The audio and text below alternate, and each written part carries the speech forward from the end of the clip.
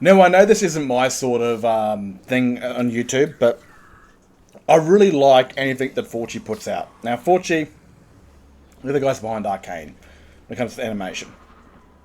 And they released the cinematic trailer for League of Legends in January.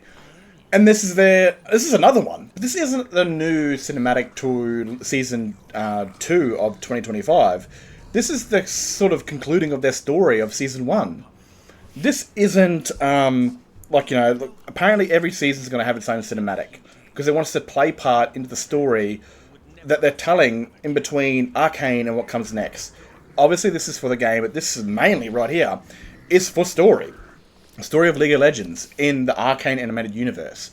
Because LeBlanc does reference Piltover in the very start of it. And in between that time, they've done a lot of short stories, even for like a side game for their card game, which has been telling the story ever since. And this happens pretty much right after it with the demon. I've got his name, but LeBlanc basically has a card game with him and that sort of stuff. And finds the helmet, which he's sort of cursed to. And this obviously reveals that they're going to Ionia. This isn't the Season 2 Ionian cinematic trailer. This is a sort of conclusion of Season 1 cinematic trailer. The ending of the story of that part. Because like I said, right there, he basically goes to Ionia. Now, as you can see, let's find the video real quick. So this is a cinematic 1 trailer, right? Dude, it was crazy when it came out because it just come out like a month or two after Arcane's finish, and it showed off Mel. I mean, yes, sure, it was for the game, but it was also definitely for the background of their story they're telling with the animated universe. And it blew up, man. Like I saw it a couple hours after it came out, and I think it already had like 12 million people when it first came out, and the next day after that, it had like 40 million people. It was nuts. Now, I was doing some editing last night, and this came out, and it was like a minute. I shit you not. I was going to bed, and I saw this cinematic trailer, and I was like, what the fuck? And it had a minute underneath of it. And I was like, holy shit. So I went and checked that out, and then within like the space of that watching that trailer, it had already had 17,000 views in the space of like 3 to 4 minutes, which is fucking nuts. Now, they've been telling a short story with their Season 1 of Noxus, and you can see it here. Their sort of Mordekaiser one, there's a card game one, there's these two right here. I don't know what that theme one is, but yeah, like this, like I think the Sons of Sun as well, Mordekaiser, Darius' sort of one, and then of course LeBlanc's one right here. There might be another one hiding away somewhere, but they've been continuing the story, right? So this one starts it, this one continues on, and that one, and then eventually they close it off with another Forchi animation to conclude the story of what's been happening in Season 1. When it comes to Season 2, I don't know if they'll use Forchi to do that, because they're busy people, man. They fucking are. They've got the next animated series for League of Legends they're doing. They've also got their very own production called Penelope of Sparta. And now they're doing cinematic trailers for League of Legends, which, yeah, it could be a lot of work, no doubt, but it could also be playing into the assets they've already created for the new series. So certain backgrounds have already got set up and that sort of things. Could very well play into why they're doing these cinematics. Now, Season 2, I think its cinematic will come out next month. Simply because, like I said, Season 1 is ending. This still has Season 1. See that? 2025 Season 1 Cinematic League of Legends. Right, so this is obviously the very final cinematic towards Welcome to Noxus. Welcome to Noxus, the Dark Gambit. So this is pretty much those two, the start of the story, the end of the story. You learn so much in that story, actually, especially how Vladimir goes, the new Grand General. So it sounds like, Borum Darkwill, that current Emperor, was killed, and Swain has taken over his position. And he says the current new Grand General. So it looks like the Triferix leaders have not yet been appointed. As in, Darius is still fighting the Troll King. I forgot his name. I'm very sorry if you're a League of Legends fan. At that very time of Arcane Storyline, while Jesus was going around fucking turning one of the drones, Darius was in the Freljords fighting the trolls, and he eventually, once he beats I forgot his name, the Troll King, he goes back to Noxus to get more troops, and he finds out Borum Darkwill has been killed, and he becomes a leader of Noxus as one of the Triferix leaders, which which is pretty cool. So along these stories, I've been updating it, and no doubt within the time zone of Arcane, you know, while we're there, there's obviously the world's going on in the background, and Darius is fighting for the Troll King, and it could have been years before Arcane, it could have been in the middle of Arcane, it could have been during one of the big gigantic time gaps. But again, these stories have been continuing the story from after Arcane, but in the point of view of LeBlanc. All right, it's kind of her story. I mean, at the very end of Welcome to Noxus, you see her, she's hunting a Darken weapon, and throughout these, she's trying to find a demon which knows about a certain Darken in Ionia, and this is where they're going.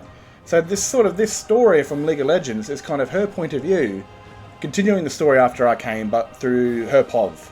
And then who knows, when we start the next animation series, it could be Mel's POV, sort of thing like that, because we haven't even seen Swain yet. He's only been mentioned. But I want to go back to an interview with Necrit. You know, this dude right here, he's like the #1 League of Legends dude. And of course, Christian Link, who is the co-creator. They had a conversation about where the series could go. Now, during this interview with Necrit, he mentions that they're interested in exploring 3 zones. Noxus, where Ambassa and Mel come from. Ionia, which is very sort of Asian-inspired fantasy. And Dramaskia, which is kind of like knightly honoured anti-magic fantasy sort of thing like that. So Runeterra's got a bunch of wild shit when it comes to all different kinds of fantasies, sci-fis, even apocalyptic. Bunch of shit. And obviously, the game, League of Legends, is what this entire thing is based off. It's focusing on that too, these 3 regions.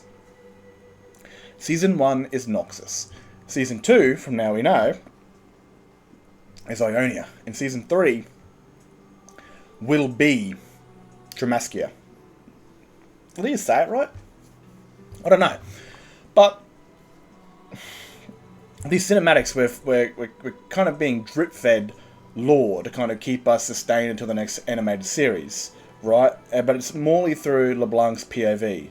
So we're following her story after the events of Arcane, into Ionia, and then eventually into Dramaskia. Now, she's got thousands of clones. One of her short stories actually mentions her clones. And we actually got to see one of them in Arcane. Yes, she's got thousands of clones out there keeping tabs on everything. They have their own will, they think that they are the main LeBlanc, but they're actually not. One of the clones that we saw in Arcane was that old merchant chick with the red dot on her head.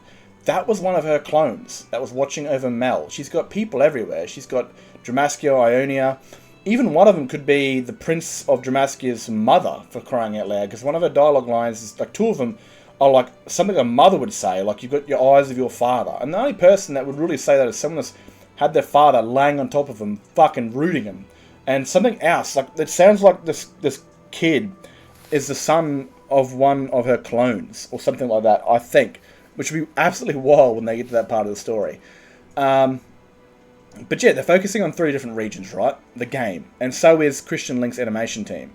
So what I actually believe is that once Season 3 rounds up, I heavily believe, if they continue with the 4Chi animation, because they have at the start of Season 1 cinematic and the end of Season 1 cinematic, if 4Chi is the next people, like if they don't get another animation group to do the cinematic for Season 2, and if it is 4Chi, that just drills into my skull that at the very end of Season 3 of League of Legends, they will reveal an announcement, a sort of trailer like they've done for Arcane Season 2, for the next series. They'll name it. They'll officially name it. A trailer will come out. This is my, like, I feel it, you know, like, this is something that just makes sense. They're going to spend the year telling the story after Arcane through LeBlanc's point of view, and then, at the very end of Season 2025, if 4Chi is animating it all, they're going to reveal the trailer, you know, the reveal for the next animated series, which is apparently rumoured to be called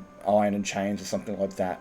But yeah, I've said it could be around November, it could be around October, could be around December they actually reveal that. And by that time, they've already been working on this project for 2 years. And again, the first year is more like concepting, but these guys are well experienced now with 2 seasons under their belt. It is a new place. It will take longer than making a Season 2 of something else. But again, these guys are well experienced in what they do. And no doubt, I don't think it's going to take 3 years for each season because of coronavirus and the writers' strikes. definitely heavily impacted Season 2 and its time. So it could come down to 2.5 years that it takes these guys to actually get something brand new out, and it could take 1.5 years for them to get another season out, or something like that. I don't actually know. I'm not an animator, but I heavily believe that and we'll see next month that if the next animated cinematic for League of Legends is in fact done by Forgy, I can guarantee you that everything in my body is telling me that by the end of the year, when they wrap up the season 2025 for League of Legends, we will get a reveal for what comes next for the animated universe of League of Legends. That's just my thoughts. Let me know if you guys agree or not. And I know I'm well and truly out of my spear here when it comes to my channel, but I definitely want to talk about things like Arcane, even Avatar, Korra and Aang and whatever comes next thereafter. And eventually the MMO, because I'm really, like, after Arcane, that shit blew a hole through me, man. It really did, and I jumped online, and I just absorbed whatever I could when it comes to Runeterra's characters and laws and stuff like that, and I'm very excited for when the MMO eventually comes out, because I'll jump into that, and I'll definitely put this on this channel, if I'm still alive. But, yeah, just, if you don't like it, you don't like it. If you do, you do. All my thumbnails will basically be what I'm talking about. If you're not interested in that sort of stuff, that's 100% fine. You won't be in this video anyway. Anyway, catch you guys in another vid. Cheers for watching.